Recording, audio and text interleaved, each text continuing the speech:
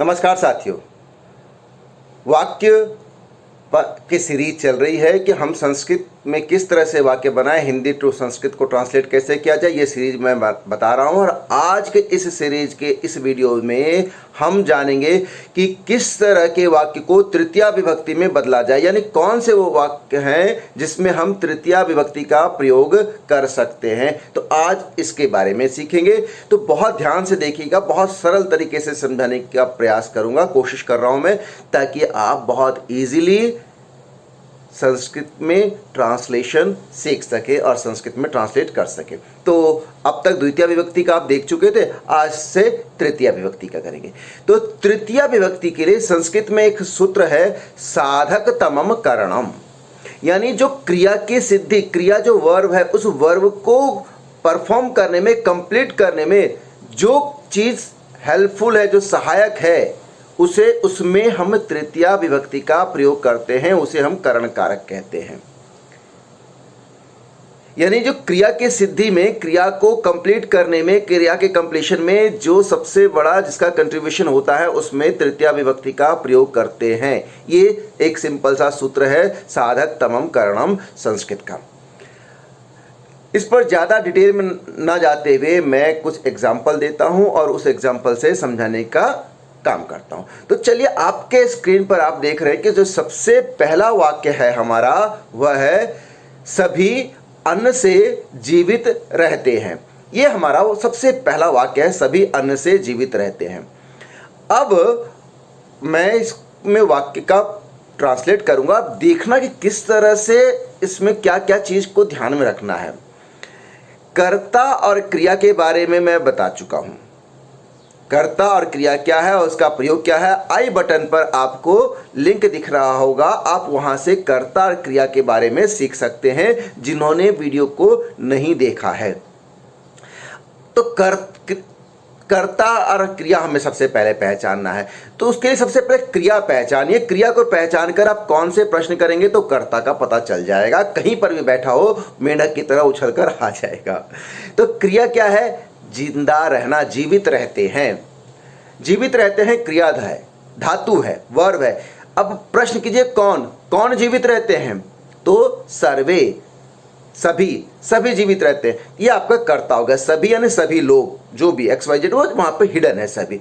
तो अब सभी की संस्कृत क्या है, चूंकि सभी ऑल है तो यहां पर ये बहुवचन होगा और कर्ता हमेशा प्रथमा विभक्ति में होगा, जो मैं आपको बता चुका हूं, आई बटन से आप देख सकते हैं वीडियो। तो सभी की संस्कृत है सर्वे। चूंकि अब नंबर टू नंबर मैच करना है, वीडियो को आपने देखा होगा, वहां से आप ध्यान देंगे कि नंबर टू नंबर मैच करना है कि सर्वे कौन सा नंबर है, थर्ड नंबर है, तो क्रिया भी आपका थर्ड नंबर में होगा, वो हो जाएगा जीवंती। सर्वे जीवंती। अब हमारे पास बचा क्या, अन्न से। इसमें देखें, अन्न के बाद जो चिन्ह है वो है से विभक्ति चिन्ह है, जिसे आप हिंदी में कहते हैं कारक चिन्ह। से, अन्न से, ये साधन है, जीवित रहते हैं, जीवित रहने का जो साधन है, उस जिंदा रहने के कार्य को जो कंप्लीट कर रहा है, किसके द्वारा जिंदा रहता है, अन्न के द्वारा। अन्न उसका बेस है। तो यहां पर बेस में या इंस्ट्रूमेंट है अन्न, इस इंस्ट्रूमेंट में आपको तृतीया विभक्ति का प्रयोग करना है, या इंग्लिश में कहूं तो जो इंस्ट्रूमेंटल केस है, उस इंस्ट्रूमेंटल केस में तृतीया विभक्ति का प्रयोग किया जाएगा। यहां पर अन्न से विभक्ति चिन्ह है, तृतीया विभक्ति। तो अन्न शब्द में चूंकि प्रथम पंचमी विभक्ति भी होता है, ध्यान दीजिएगा, से पंचमी विभक्ति में भी आता है और तृतीया विभक्ति में। लेकिन पंचमी विभक्ति में जब कोई चीज अलग हो जाए, जब दूरियां बन जाए, वहां पर पंचमी विभक्ति का होता है। और जब कोई अटैच्ड हो, जुड़ा हुआ हो, तो वहां पर तृतीया विभक्ति का प्रयोग होता है। चूंकि यहां पर यह जुड़ा हुआ है, जिंदा रहने के लिए अन्न जुड़ा हुआ है, तो यहां पर तृतीया विभक्ति का प्रयोग करेंगे। तो अन्न शब्द में तृतीया विभक्ति का प्रयोग करेंगे तो क्या आएगा, अन्नेन। सर्वे अन्नेन जीवंती, ये वाक्य बन गया। अब हम दूसरा वाक्य देते हैं और फिर समझने का प्रयास करते हैं, और ताकि आपको किसी तरह की दिक्कत ना आए, कोई कंफ्यूजन ना हो आपके लिए। अगला वाक्य है, सूर्य ने किरणों से लोक को तपाया। सूर्य ने किरणों से लोक को तपाया। वाक्य आपको बहुत बड़ा दिख रहा होगा, कि इनिशियल स्टेज पे इतना बड़ा वाक्य, लेकिन कुछ नहीं है। वाक्य वही है जो मैं पहले करा चुका हूँ, उसी से ही रिलेटेड है, और आज जो है दोनों वाक्य को क्लब कर दिया गया, तो ताकि आपका रिवीजन भी हो जाए। क्रिया, सबसे पहले वर्ब देखेंगे। क्रिया क्या है? तपाया। किसने तपाया? तो आंसर मिलेगा सूर्य। सूर्य मिला, तो सूर्य यहां पर सब्जेक्ट है, तो सूर्य के संस्कृत लिखेंगे सूर्य, या इसका पर्यायवाची रवि शब्द भी आता है, तो आप रवि भी कर सकते हैं। तो यहां पर मैंने लिखा सूर्य और तपाया। अब यहां पर तपाया आपको लकार देखना है, कौन सा लकार है? लकार का बहुत ध्यान रखना है। तपाया यानी यह है पास्ट टेंस, भूतकाल, लंग लकार, तो लंग लकार में तप धातु का रूप आप बनाएंगे, तो क्या बनेगा? सूर्य नंबर टू नंबर मैच करना है, तो बनेगा अतपत। सूर्य अतपत, बीच में मिसिंग है। अब हम चलते हैं, जो शब्द है, पहला शब्द है क्या? किरणों से। किरणों से यहां पर देखेंगे क्या है? विभक्ति चिन्ह है, यानी जो सूर्य को तपाया, तपाने में जो उसको क्रिया है तपाना, उसमें उसको हेल्प कौन कर रहा है? इंस्ट्रूमेंट क्या है? तपाने के लिए इंस्ट्रूमेंट क्या है? जो हीट जनरेट हो रही है उसके लिए इंस्ट्रूमेंट क्या है? किरण, रेज। तो इसमें आप ये देखें, यहाँ पे से विभक्ति चिन्ह है, क्योंकि इस से में ये इंस्ट्रूमेंट है उसका, तो इसमें किरण शब्द में आपको तृतीया विभक्ति का प्रयोग करना है। और किरण के लिए शब्द है मरीचि, क्योंकि यहाँ पे किरणों से बहुवचन है, तो आपको तृतीया विभक्ति बहुवचन शब्द का प्रयोग करना है, और बनेगा मरीचि भी। सूर्य मरीचि भी डैश अतपत। अब अगला शब्द है लोक को। अब यहां पर देखें लोक को, लोक शब्द को देखें और उसके बाद क्या विभक्ति चिन्ह है? को कौन सी विभक्ति है? द्वितीय विभक्ति।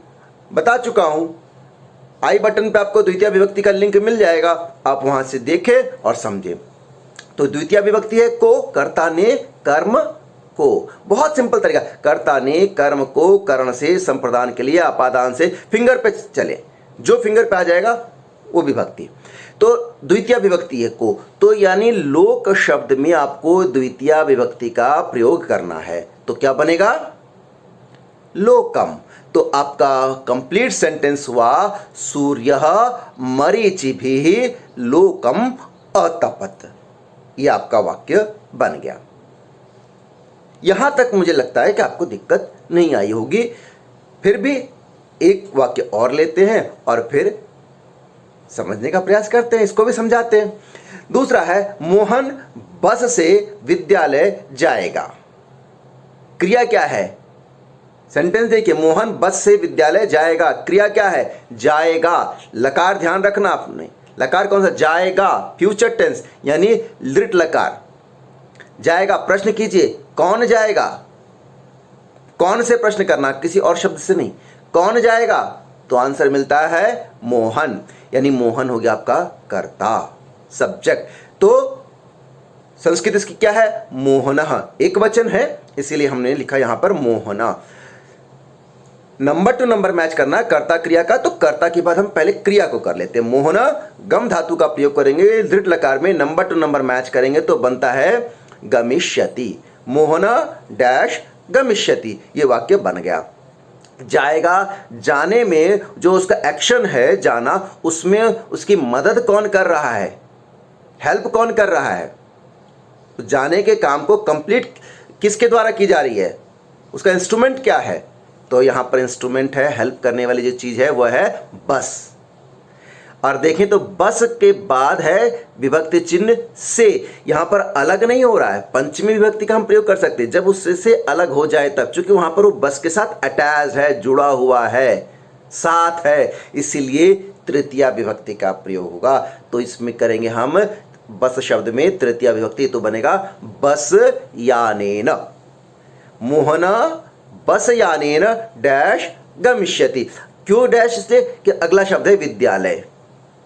विद्यालय शब्द है, विद्यालय के बाद कोई विभक्ति चिन्ह नहीं है। आपको मैंने बताया था द्वितीय विभक्ति में, आपने देखा होगा जो प्लेलिस्ट आई बटन पे जो लिंक आया था, मैंने कहा था आप देख सकते हैं वहाँ से।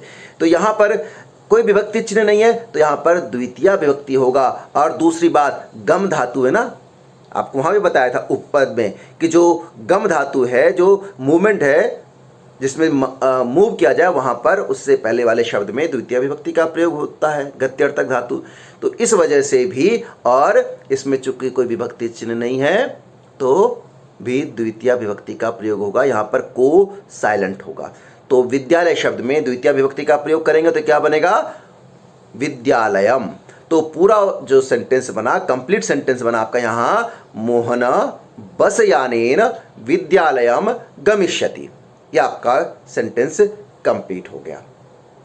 तो इसी तरह से आप दूसरे छोटे छोटे वाक्य जो संस्कृत में वाक्य बनाए, हिंदी के जो वाक्य हैं जिसमें तृतीय विभक्ति का प्रयोग हुआ है, इसी तरह के छोटे छोटे सेंटेंसेस आप लें, उसको इसी पैटर्न पर आप ट्रांसलेट करें। सबसे पहले कर्ता को कीजिए, फिर क्रिया को कीजिए, आधा सेंटेंस तो आपका यहाँ पर कंप्लीट हो गया। उसके बाद जाकर आप विभक्ति को लें। तो आज के वीडियो में मैंने केवल तृतीय विभक्ति के जो सिंपल सेंटेंस है उसके बारे में बताया। अगले वीडियो में कुछ विशेष नियम हैं, उन विशेष नियमों का कैसे प्रयोग करें तृतीय विभक्ति में, उसके बारे में चर्चा करूंगा। उम्मीद है कि आपको ये वीडियो पसंद आए होगी, और यदि कोई डाउट हो और तो आप जरूर मुझसे पूछें। और उम्मीद करता हूं कि आप इसी तरह से कुछ और भी सेंटेंस बनाएं संस्कृत में, और कमेंट बॉक्स में अपने सेंटेंस को जरूर लिखें ताकि मुझे भी पता चल जाए कि आपने कितना सीखा। और कहीं कोई गलती होगी तो मैं उस गलती को सुधारने का प्रयास करूंगा और आपको बताऊंगा कि यहाँ पर ये गलती है, ताकि आप फ्यूचर में किसी तरह की कोई गलती ना करें, आपसे कोई मिस्टेक ना हो और आप संस्कृत को बहुत इजीली घर बैठे सीख सकें। तो उम्मीद करता हूँ कि ये वीडियो आपके लिए हेल्पफुल रहा होगा। आप सभी का दिन मंगलमय हो। धन्यवाद।